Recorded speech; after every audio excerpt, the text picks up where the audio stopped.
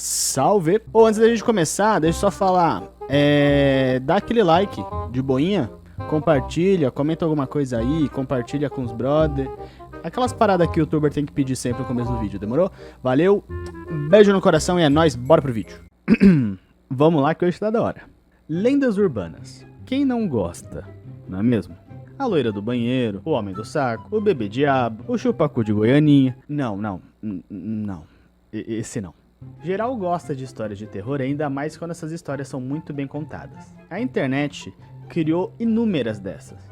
Tudo bem, umas mais bostas que a outra. Mas ainda assim, no geral, todas são muito boas. E uma das minhas favoritas é a de um fliperama que matava pessoas nos Estados Unidos. A sinopse da história é melhor do que ela realmente é, mas ela ainda assim é boa. Confia em mim. Introdução feita, essa é a história de Políbios, o fliperama macabro. Gostou do audiovisual? Foi eu que fiz. Nos anos 80, era muito raro alguém ter um videogame em casa. O negócio era caro e normalmente os pais não queriam gastar dinheiro com um brinquedo que podia zoar a TV. Aliás, a minha avó acredita nessa história até hoje. A opção mais fácil e mais barata eram jogar os arcades. Aquelas máquinas gigantes que ficavam espalhadas nas salas de jogos. E hoje normalmente você encontra no bar de seu Zé, no cantinho, e ninguém joga há pelo menos uns 10 anos, manja? Esse era o divertimento da gurizada nos anos 80. Como os gráficos eram bem simples, não precisava de muito tempo até que um jogo fosse produzido. Logo, era muito mais tranquilo uma produção desse tipo. Ou seja, jogos eram lançados mês a mês nos fliperamas, então a molecada tinha jogo para jogar praticamente todo mês. E nessa pegada, nos arcades de Portland, nos Estados Unidos, um jogo apareceu do dia para a noite e chamou bastante atenção. Sendo uma máquina toda preta, só com seu nome estampado, que aparentemente era produzida pela Silent. Sinnesloschen. Assim como Políbios chegou do nada, ele fez sucesso do nada. De novo, a gente precisa lembrar que são os anos 80. Os gráficos não eram as coisas mais bonitas do mundo e normalmente a parada era bem simples. As crianças da época não são como é hoje. E qualquer coisinha piscando na tela era motivo de felicidade. Meu irmão, os caras achavam a bonequinha da Lara Croft bonita. Meu irmão, o que tem a cabeça dessas crianças? Com isso em mente, Políbios era um jogo bem simplão. Na verdade, se você não prestar bem atenção no que está acontecendo na tela, é até meio difícil de entender. Mas basicamente ele era um joguinho de naves no estilo Space Invaders. E qual era o problema do jogo?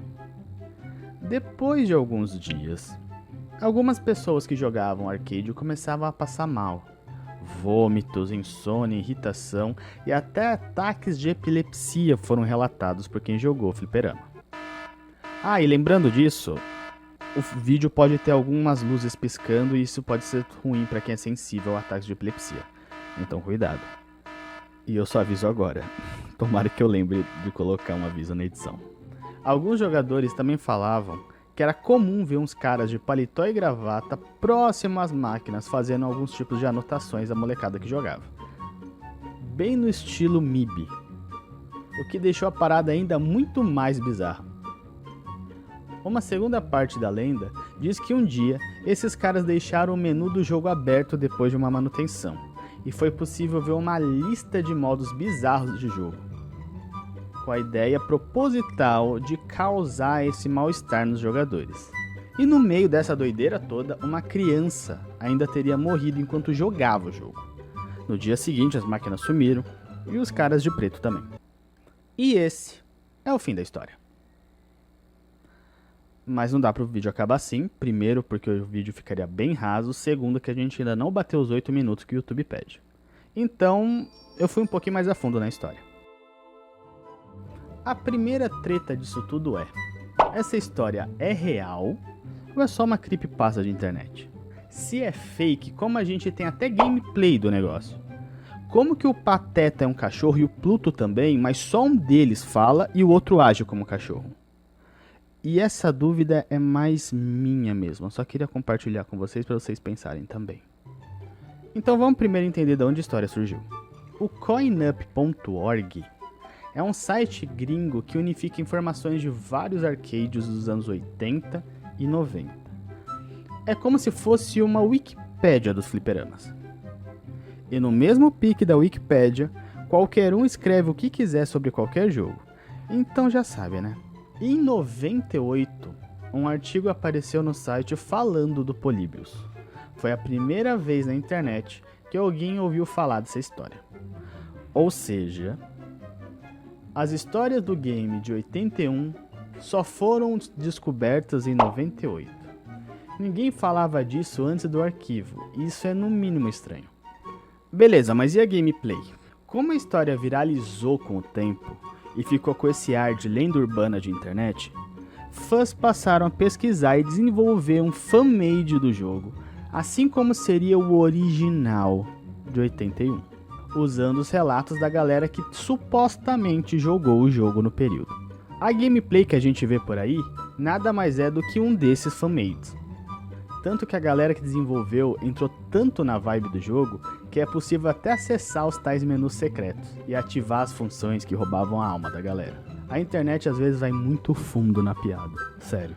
Na real, a base do jogo realmente existe, mas não tem nada de muito bizarro na história não.